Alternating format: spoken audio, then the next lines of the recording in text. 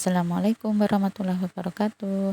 Jumpa lagi dengan saya Ibu Lili Istiqomah yang akan memberikan penjelasan tentang tematika peduli terhadap makhluk hidup, subtema 1 hewan dan tumbuhan di lingkungan rumahku, dan pembelajaran 1.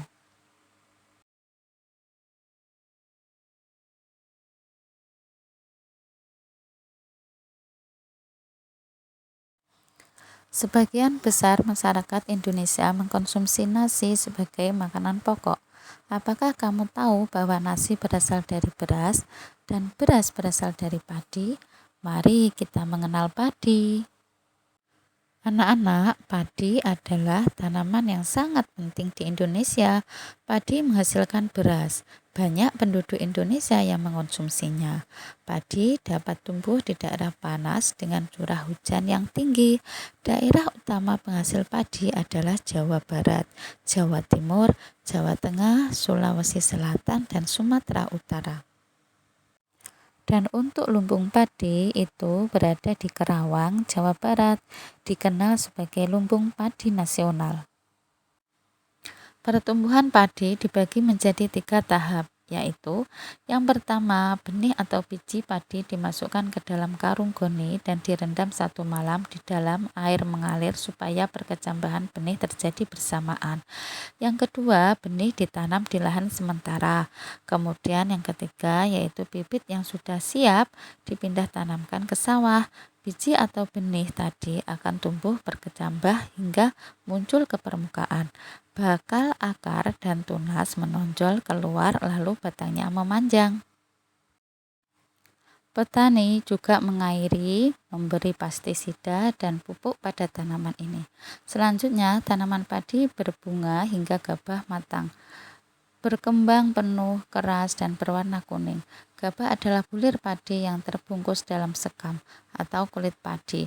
Gabah ini nantinya yang akan dijadikan benih lagi. Tahap pertumbuhan padi berlangsung antara 110 hari hingga 130 hari. Jawablah pertanyaan berikut ini. Yang pertama, apa isi bacaan tersebut?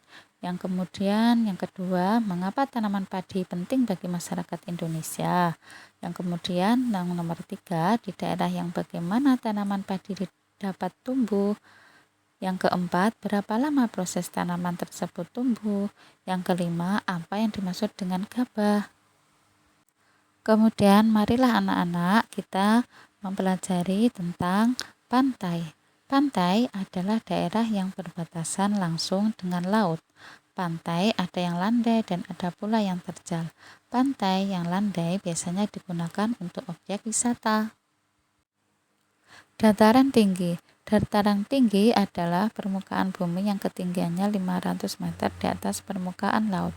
Dataran tinggi biasanya dimanfaatkan untuk peristirahatan, objek wisata, dan usaha perkebunan.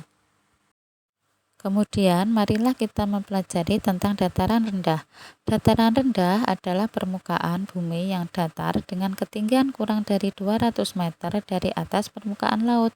Pada umumnya, dataran rendah berada di sekitar pesisir pantai. Dataran rendah banyak digunakan untuk berbagai keperluan, di antaranya pertanian, peternakan, perumahan, dan industri, serta beberapa jenis kegiatan perkebunan seperti perkebunan kelapa dan tebu. Kemudian setelah itu anak-anak kalian bisa menggunakan kata tanya dengan kata tanya apa, bagaimana, siapa, berapa, mengapa, dan kapan. Setelah itu anak-anak bisa mengisi kolom yang terdiri atas pantai, dataran tinggi, dataran rendah, dilihat dari aspek ciri-ciri, sumber daya alam, manfaat, dan mata pencaharian penduduknya. Demikian anak-anak pembelajaran kita untuk kali ini.